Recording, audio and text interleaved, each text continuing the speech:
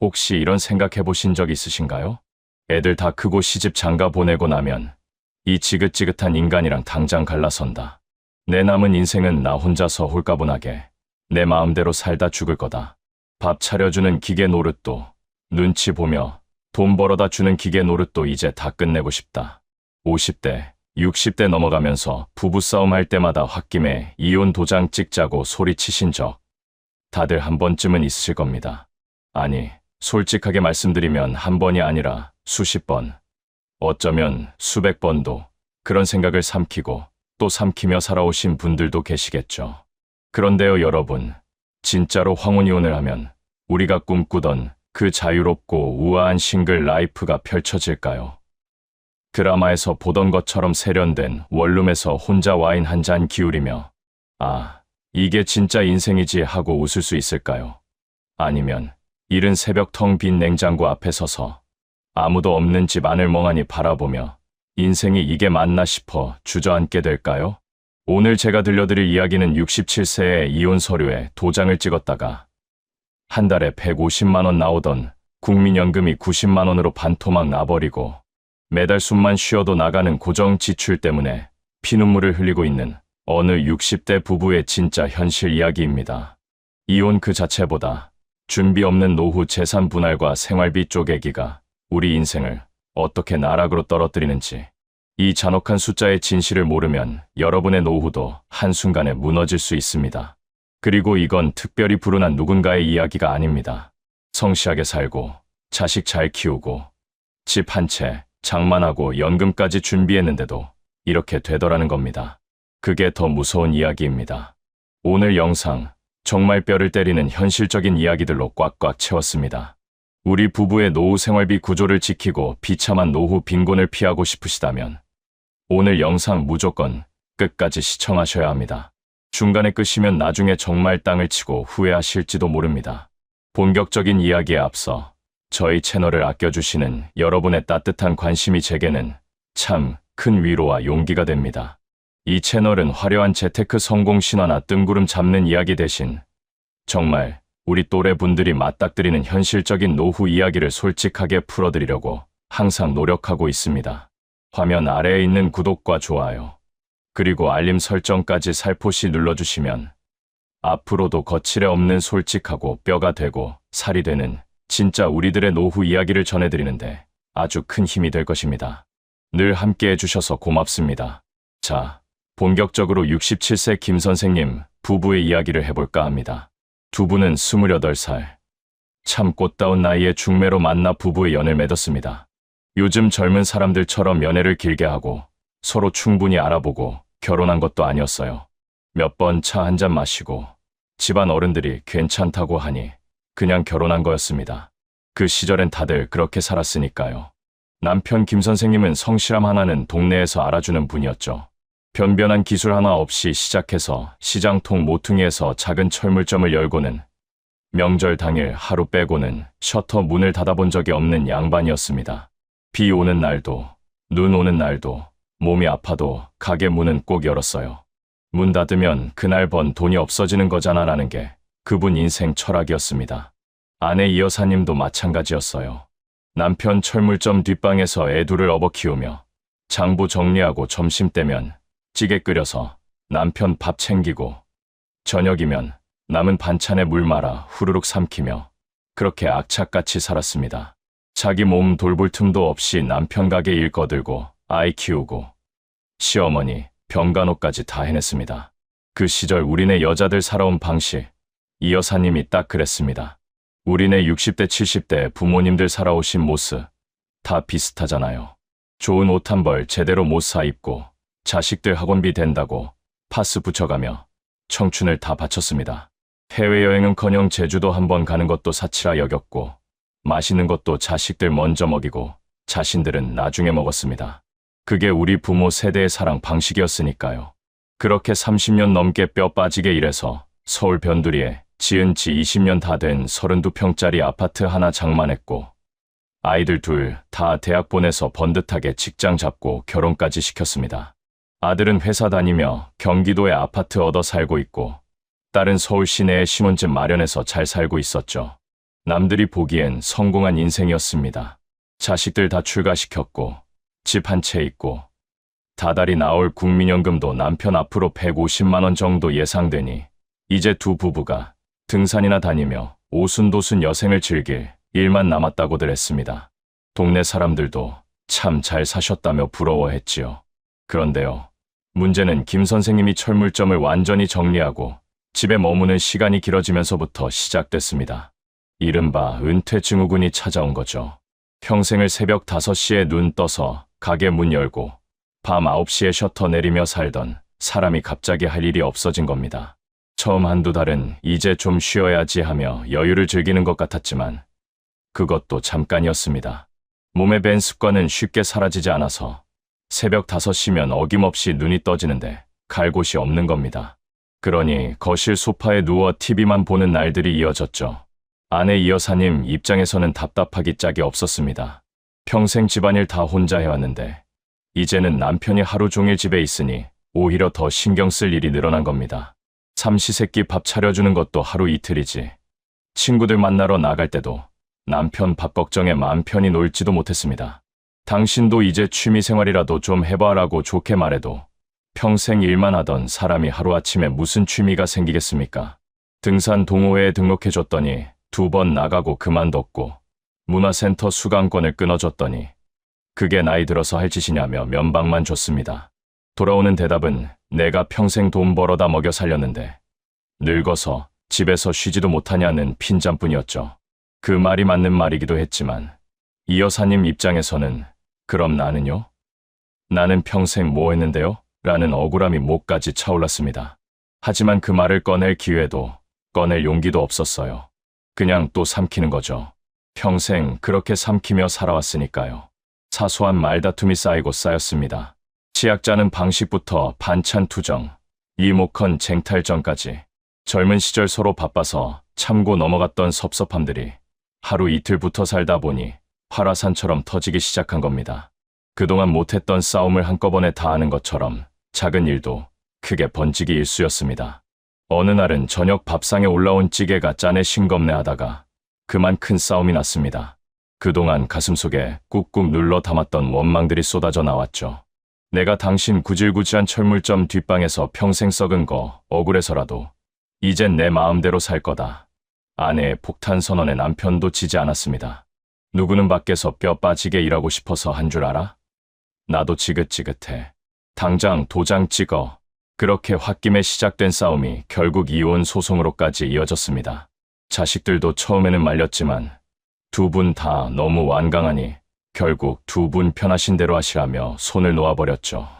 법원에서 조정 기간을 두고 정말 이혼하실 겁니까? 라고 물어봤을 때도 두 분 다 고개를 끄덕였습니다. 그게 그 순간에는 진심이었을 겁니다. 하지만 그 진심이 나중에 얼마나 값비싼 대가를 치르게 될지는 그때는 아무도 몰랐습니다. 자, 이제 도장을 찍고 남남이 되었습니다. 67세에 찾아온 싱글 라이프.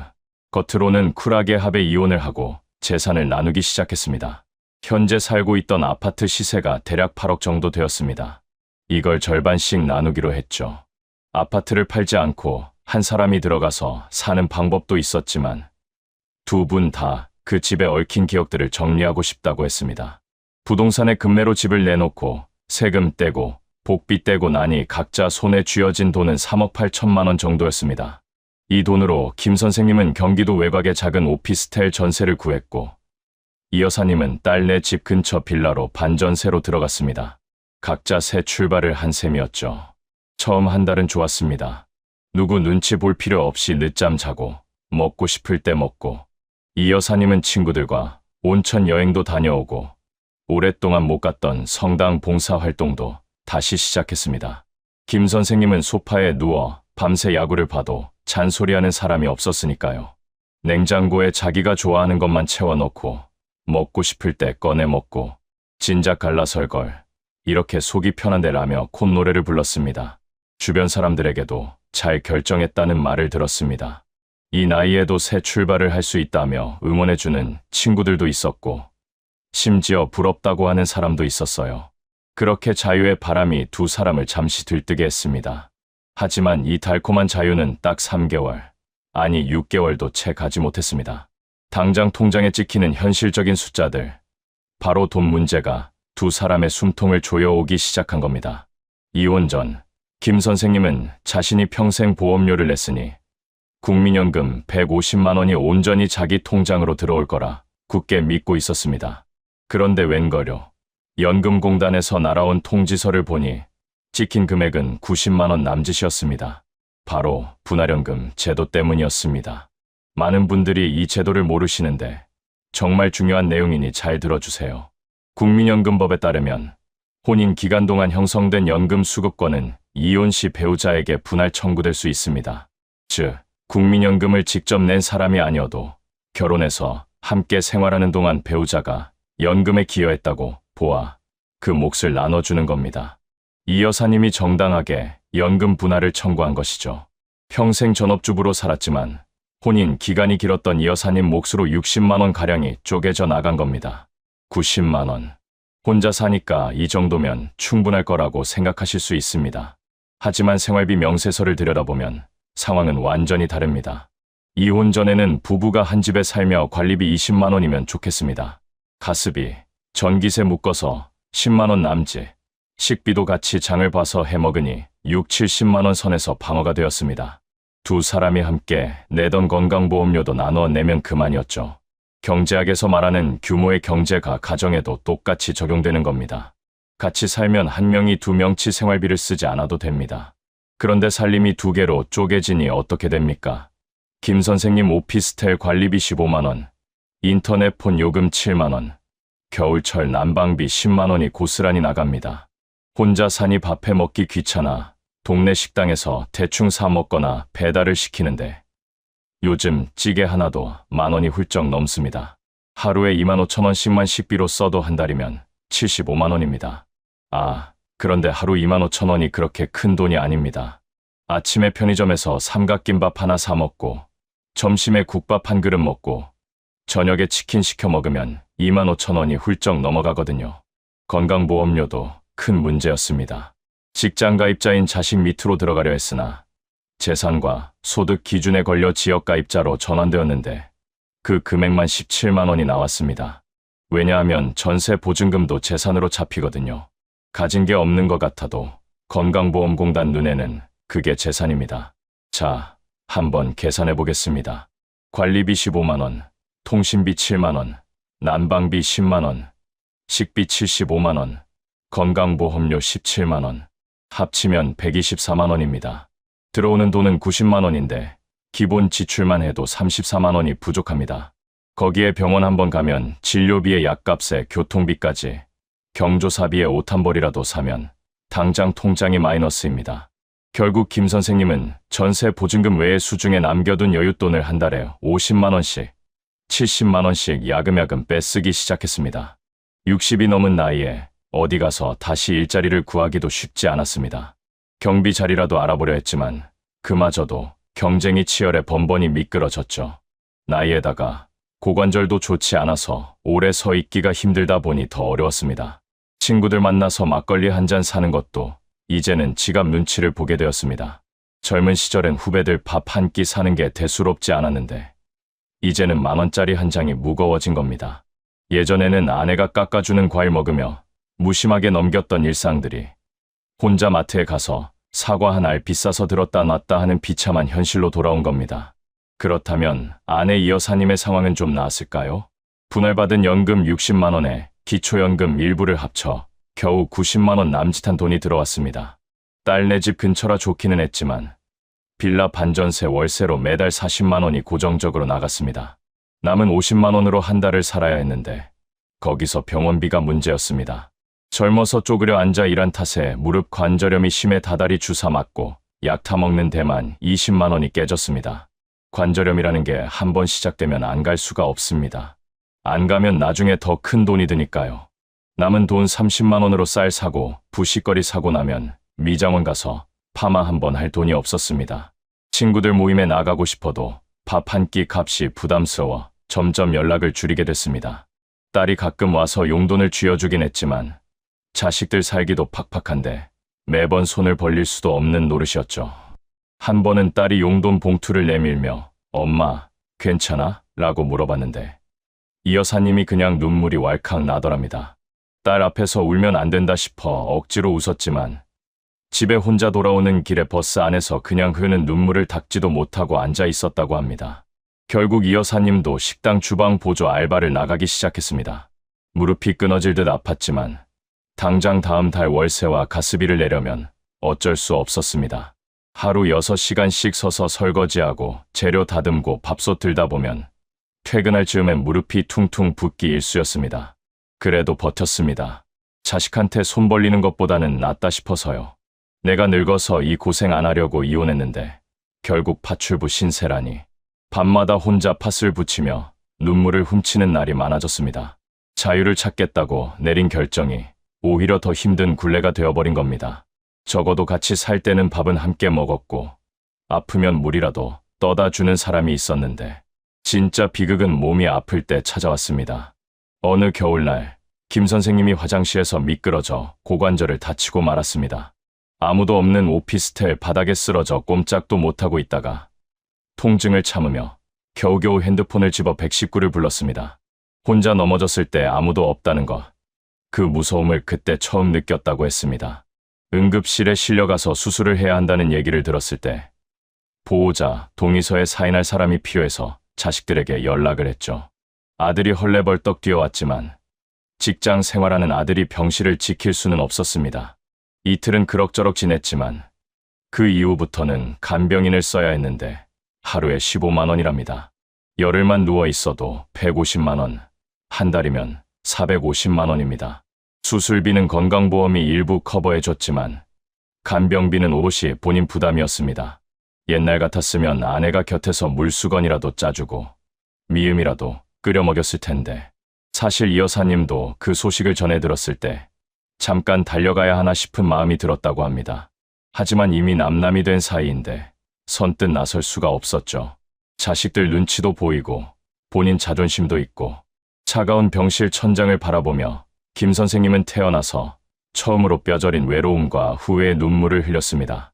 그 넓은 세상에 자기 편 하나 없이 낯선 간병인이 매일 바뀌는 병실에서 홀로 수술 후 통증을 견디는 그 시간이 인생에서 가장 길게 느껴졌다고 합니다. 아, 내가 참 어리석었구나.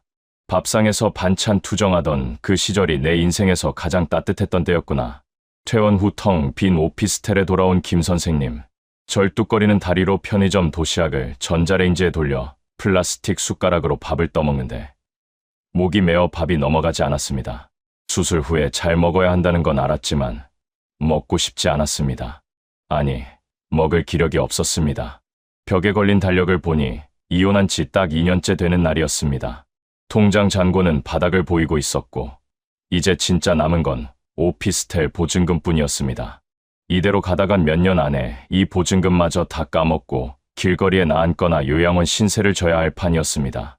그제야 자존심을 꺾고 이 여사님에게 전화를 걸었습니다. 핸드폰 연락처에서 이 여사라고 저장된 이름을 오래도록 바라봤다고 합니다. 눌러야 하나 말아야 하나. 2년 만에 처음 거는 전화였습니다. 신호음이 길게 가고 나 지금 목소리가 들렸을 때 김 선생님은 아이처럼 엉엉 울고 말았습니다. 여보, 내가 다 잘못했어. 내가 죽일 놈이야. 우리 다시 합치면 안 될까? 수화기 넘어 이 여사님도 아무 말 없이 훌쩍이기만 했습니다. 부부 2년을 헤어져 살며 이 여사님도 깨달았던 겁니다. 자유가 좋긴 했는데 이 자유가 이렇게 외롭고 이렇게 무서운 것인 줄은 몰랐다고. 무릎 아파 파스 붙이며 주방 알바 나가는 자기 신세가 그이랑 싸우며 살던 그 시절보다 더 고달픈 줄 미처 몰랐다고. 여러분, 이 이야기가 그저 소설 속 이야기 같으신가요? 아닙니다. 지금 대한민국 곳곳에서 실제로 벌어지고 있는 일들입니다. 통계청 자료를 보면 황혼이혼 건수가 매년 가파르게 상승하고 있습니다. 젊은 부부들의 이혼율은 오히려 줄어드는 반면 20년 이상 같이 산 부부들의 이혼은 전체 이혼의 30%를 훌쩍 넘겼습니다. 오래 살수록 더 많이 갈라선다는 얘기입니다. 참 아이러니하죠. 다들 이혼하면 자유롭고 행복해질 거라고 착각합니다. 드라마가 그렇게 보여주고 SNS에 올라오는 황혼이혼 성공 스토리들이 그렇게 포장하니까요. 하지만 현실은 냉혹한 숫자로 돌아옵니다. 이혼은 단순히 사랑이 식어서 헤어지는 감정의 문제가 아닙니다.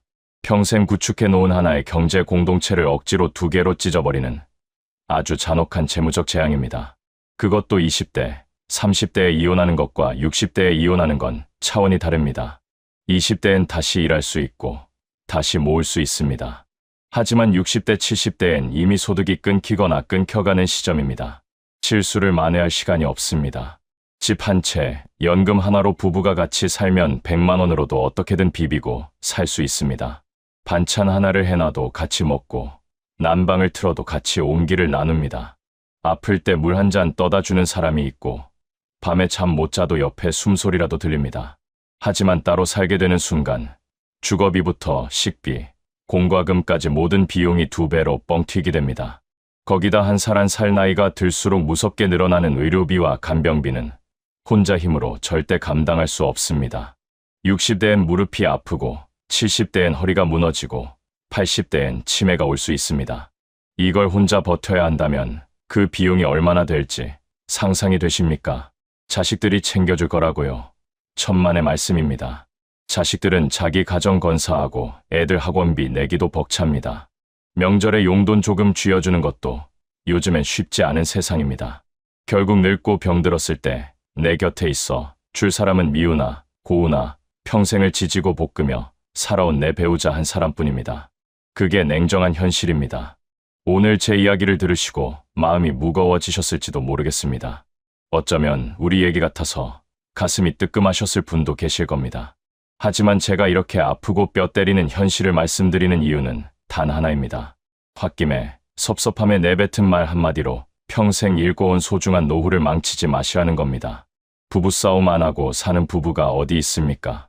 하지만 황혼의 부부싸움은 칼로 물 베기가 아니라 내 노후의 생명줄을 자르는 일이라는 걸 명심하셔야 합니다. 젊었을 때 이혼은 새 출발이 될 수 있지만 70을 바라보는 나이에 이혼은 대부분 동반 추락입니다. 오늘 당장 거실에 있는 남편에게, 주방에 있는 아내에게 먼저 말 한마디 건네보세요. 당신도 평생 고생 많았지. 우리 그래도 잘 버텼다. 이 따뜻한 한마디가 수천만 원짜리 연금보험보다 여러분의 노후를 더 든든하게 지켜줄 것입니다. 섭섭한 거, 억울한 거 다 맞습니다. 근데 그 억울함을 이혼으로 풀려다가 통장이 먼저 바닥납니다. 화가 날 땐 산책을 나가세요. 말이 안 통할 땐 자식한테 전화해서 한 풀어요. 그래도 안 되면 상담을 받으세요. 이혼 도장보다 훨씬 싼 선택입니다. 그리고 지금이라도 분할연금 제도, 노후 생활비 구조, 건강보험 지역가입자, 전환 문제, 이런 것들을 배우자와 함께 앉아서 한 번만 들여다보세요. 재산이 많고 적고를 떠나 노후는 함께 설계해야 합니다. 혼자서는 아무리 똑똑해도 한계가 있습니다. 오늘 영상이 여러분의 평안하고 지혜로운 노후 생활의 작은 보탬이 되기를 바랍니다. 끝까지 시청해주셔서 감사드리며 다음 영상에서도 여러분의 삶의 피가 되고 살이 되는 진짜 현실적인 정보들 꽉 채워서 돌아오겠습니다. 늘 건강하시고 행복하십시오. 여러분 불편하시겠지만 질문 하나 드리겠습니다. 만약에 내가 나이 들어서 돈이 없으면 어떻게 될까 하고요. 그냥 좀 불편하겠지. 허리띠 졸라매면 되지.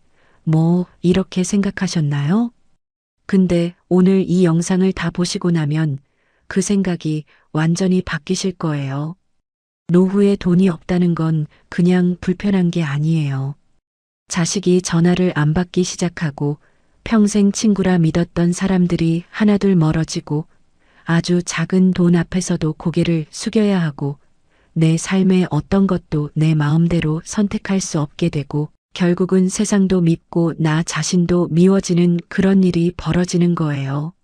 오늘 이 영상에서는 대한민국에서 지금 이 순간도 수십만 명의 어르신들이 실제로 겪고 있는 노후 빈곤의 잔혹한 현실 5가지를 하나도 숨기지 않고 솔직하게 말씀드릴 거예요. 그리고 영상 후반부에는 지금 당장 딱 한 가지만 실천해도 이 5가지 현실을 피할 수 있는 중요한 이야기도 드릴 테니까요. 끝까지 꼭 봐주세요. 이 영상 오늘 안 보면 후회합니다.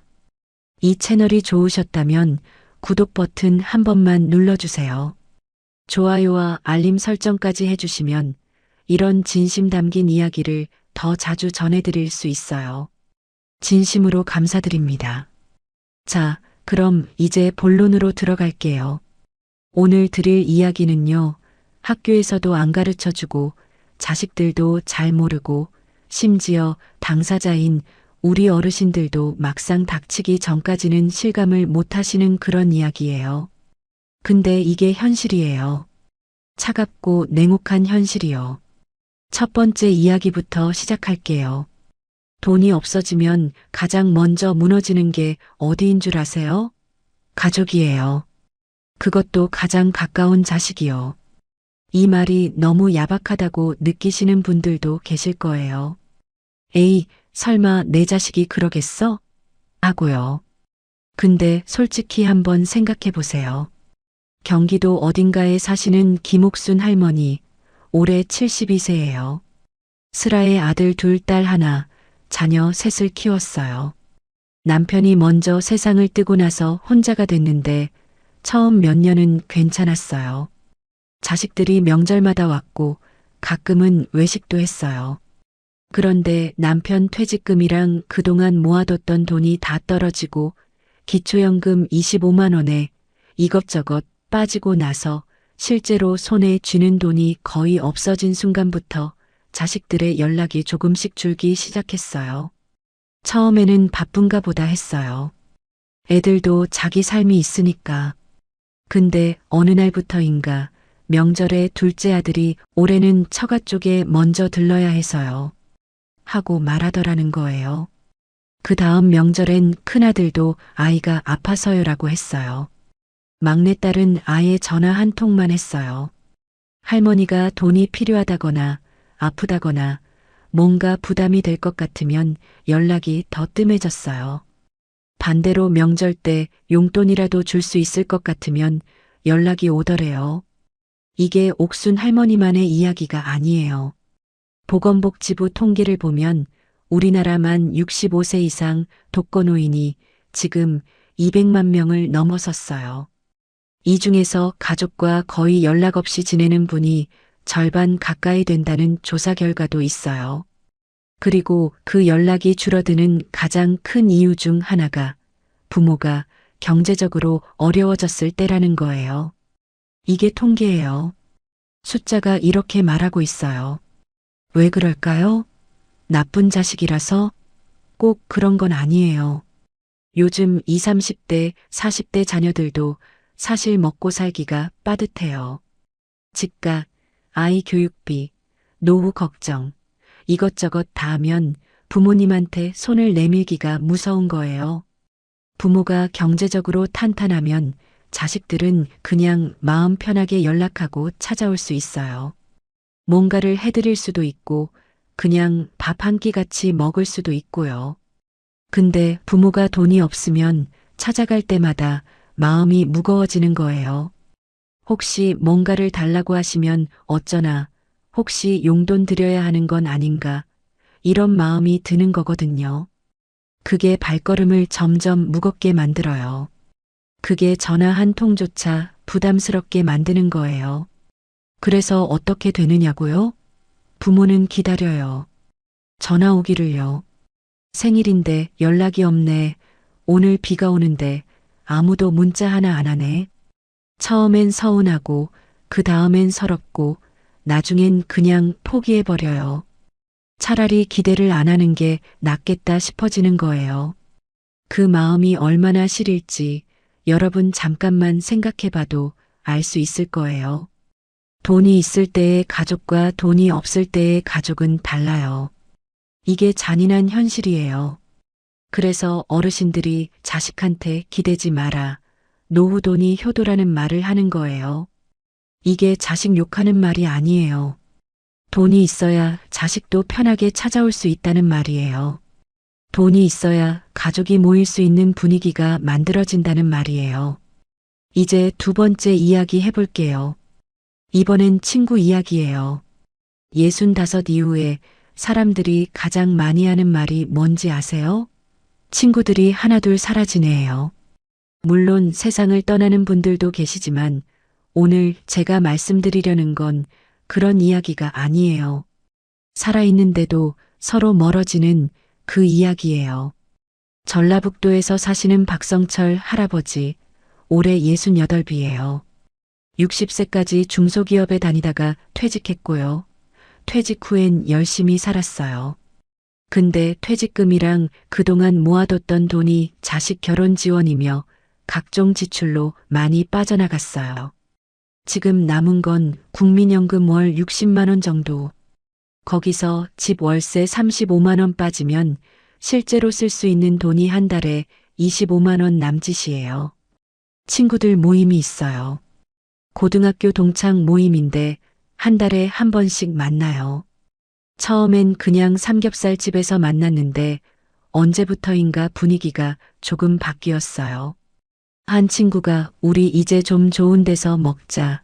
나이 들어서 좋은 것 좀 먹어야지라고 하더니 한정식집으로 자리가 옮겨졌어요.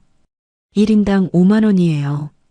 거기에 2차, 3차까지 가면 하루에 10만 원은 금방 나와요. 할아버지한테 그 10만 원이 한 달 용돈의 절반이에요. 근데 못 간다고 말을 못 하는 거예요. 돈 없다고 하기가 창피한 거예요. 그냥 그날 선약이 있어서라고 하고 안 나가요. 한 번, 두 번 빠지다 보면 어떻게 돼요? 연락이 뜸해져요. 근황을 모르니까 할 얘기도 없어지고 그게 또 어색해지고 결국은 연락 자체를 안 하게 되는 거예요. 카카오톡 단체방에서도 그냥 읽기만 하게 되는 거예요. 내가 소외감을 느끼는 건지 내가 스스로 피하는 건지도 모르게요. 한국보건사회연구원 조사에 따르면 노인들이 사회적 관계에서 가장 큰 단절을 느끼는 원인 중 하나가 바로 경제적 격차예요. 친구들끼리 경제 수준이 비슷할 때는 관계가 유지되지만 한 명만 확연하게 어려워지면 그 사람이 스스로 멀어지거나 혹은 모임에서 자연스럽게 배제되는 경향이 있다는 거예요. 이게 굉장히 중요한 포인트예요. 돈이 없어지면 그냥 경제적으로만 어려운 게 아니에요. 관계망 전체가 서서히 무너지는 거예요. 같이 밥 한 끼 먹을 사람이 없어지는 거예요. 전화해서 나 요즘 좀 힘들어하고 털어놓을 수 있는 사람이 없어지는 거예요. 그 외로움이 얼마나 깊은지 겪어보지 않으면 몰라요. 노인 고독사 통계가 해마다 늘고 있어요. 2023년 기준으로 우리나라에서 한 해에 3,000명이 넘는 어르신이 홀로 돌아가시고 며칠이 지나서야 발견돼요. 3,000명이에요. 하루에 8명이 넘어요. 이분들이 갑자기 세상에 혼자가 된 게 아니에요.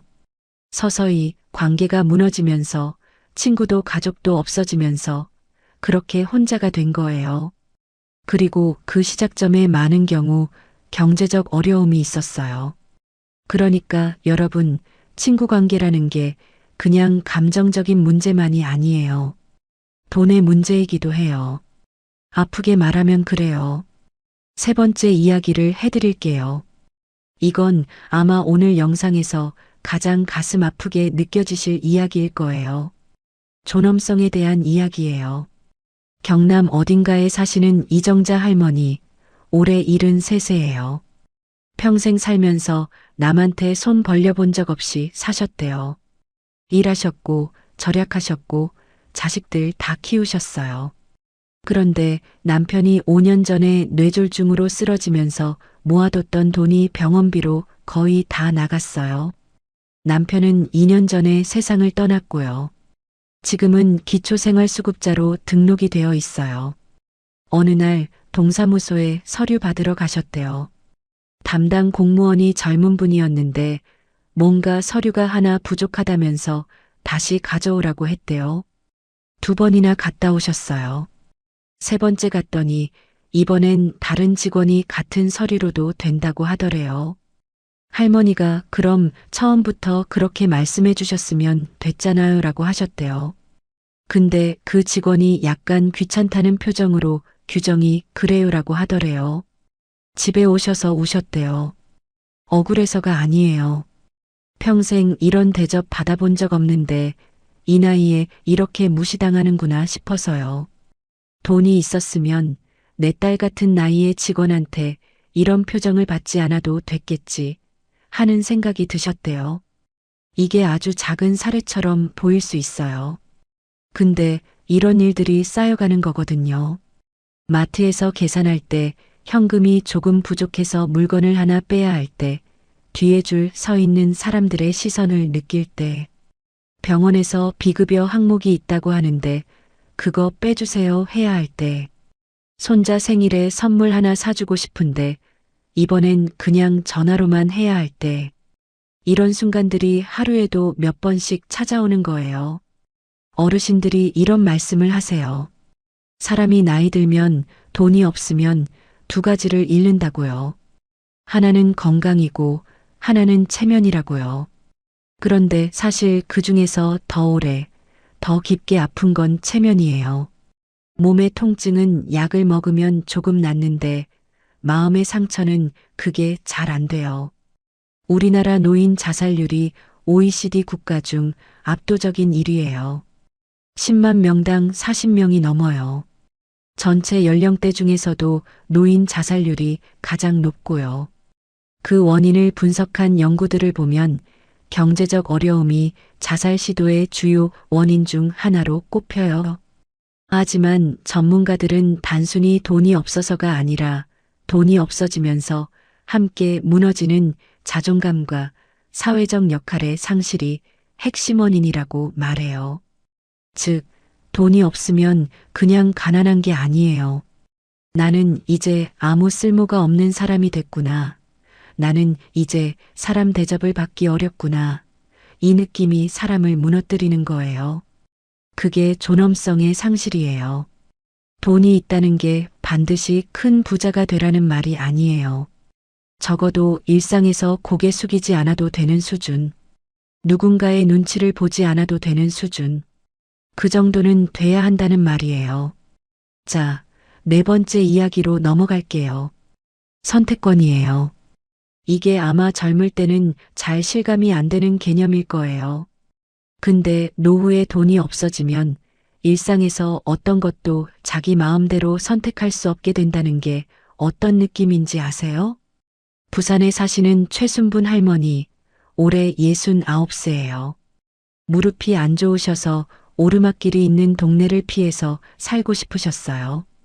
그런데 형편이 안 되니까 계단이 많은 오래된 빌라 2층에 살고 계세요. 아침마다 계단 내려오는 게 너무 힘드신데 이사 갈 돈이 없어요. 그거 선택 못하는 거잖아요. 자기 몸에 맞는 집을 선택하지 못하는 거예요. 또 이런 경우도 있어요. 병원에서 의사 선생님이 좋은 약을 처방해 줬는데 비급여라 본인 부담이 한 달에 15만 원이래요.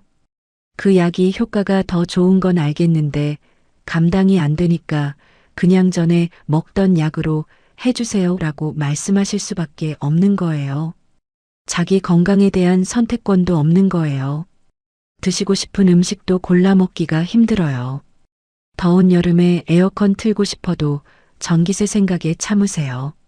손자 학원비라도 보태드리고 싶어도 내 통장에 그 여유가 없어요.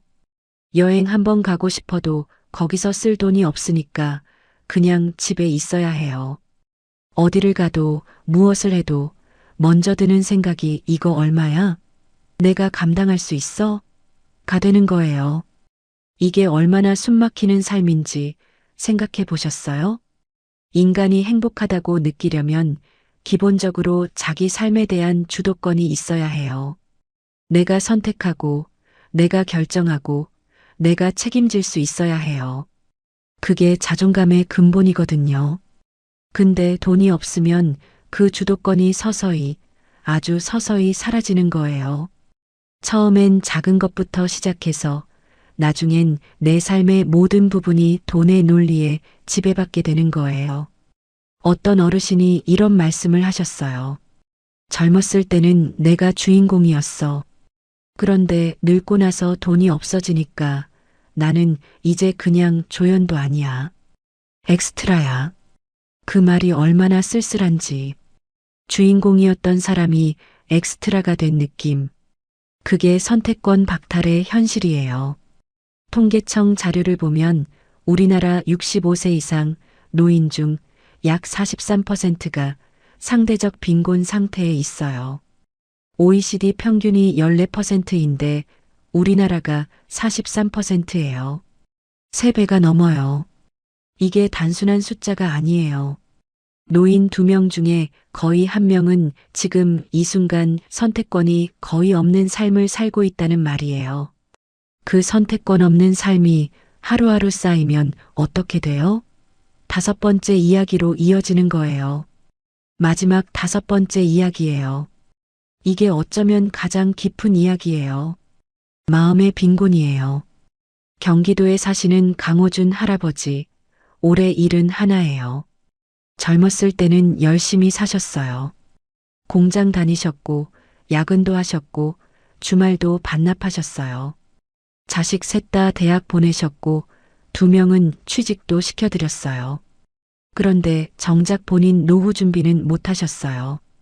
자식들 해주다 보니 남은 게 없었던 거예요. 지금 한 달 수입이 기초연금이랑 이것저것 해서 약 50만 원 정도 돼요. 여기서 방세 빠지고 밥값 빠지고 약값 빠지면 남는 게 없어요. 가끔은 마이너스가 나요.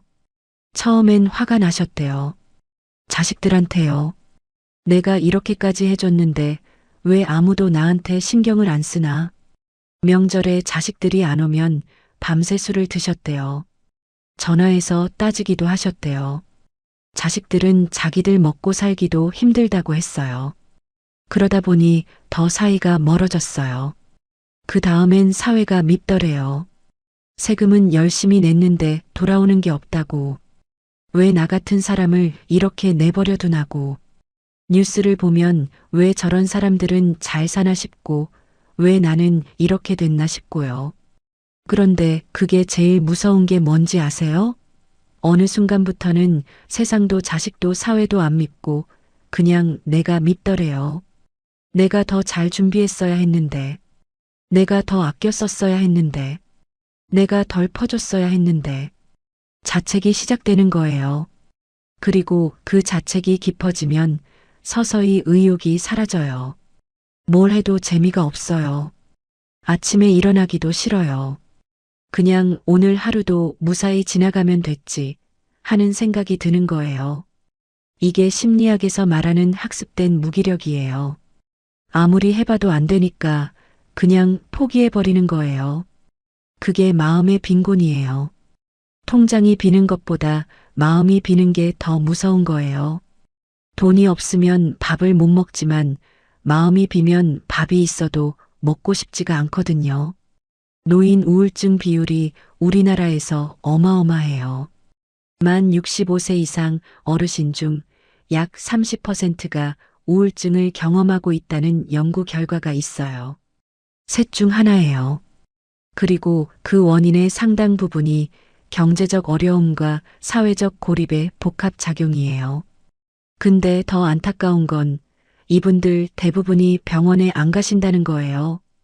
우울증인지 모르는 경우도 많고 알아도 나이 들면 다 이렇지 뭐하고 그냥 넘기시는 경우가 많아요.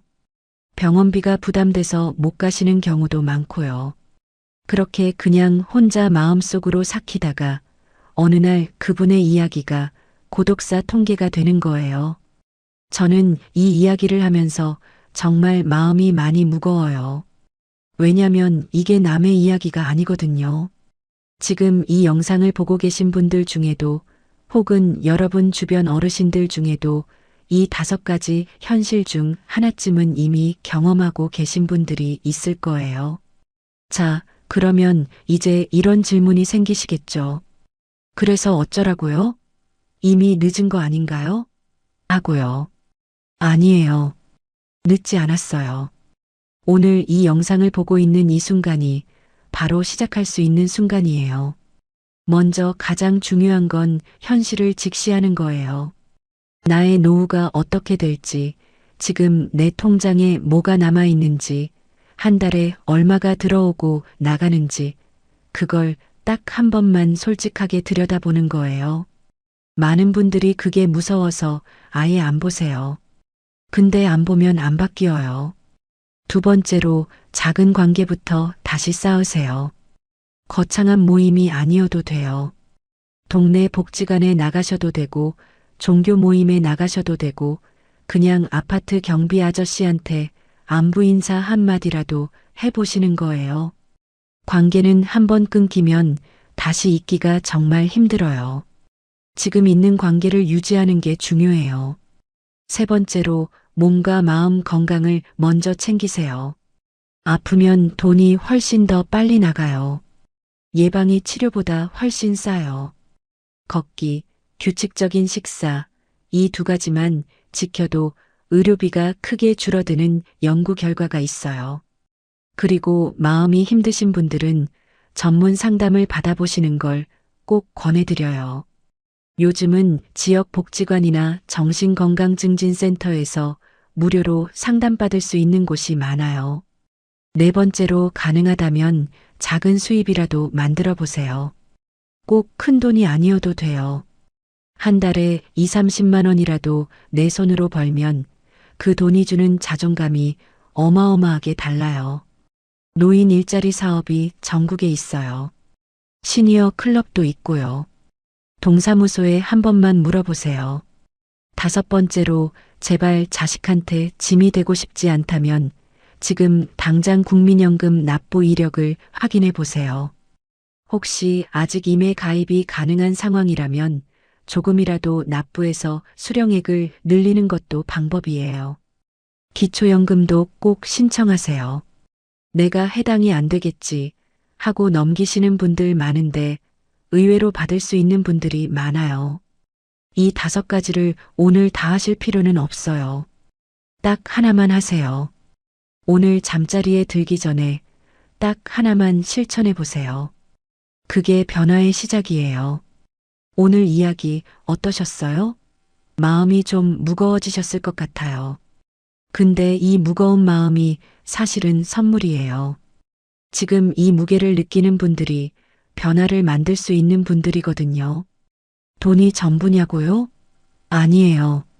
근데 돈이 없으면 우리가 소중히 여기는 것들을 지키기가 너무 힘들어져요. 가족, 친구, 존엄, 선택, 마음. 이 다섯 가지를 지키기 위해서 지금 조금씩 준비하는 거예요. 오늘 영상 끝까지 봐주셔서 진심으로 감사드려요. 이 채널은 앞으로도 여러분이 더 당당하고 따뜻한 노후를 보내실 수 있도록 진짜 현실적인 이야기들을 계속 전해드릴 거예요. 다음 영상도 꼭 기다려주세요. 오늘 하루도 건강하고 평안하시길 바랍니다. 감사합니다.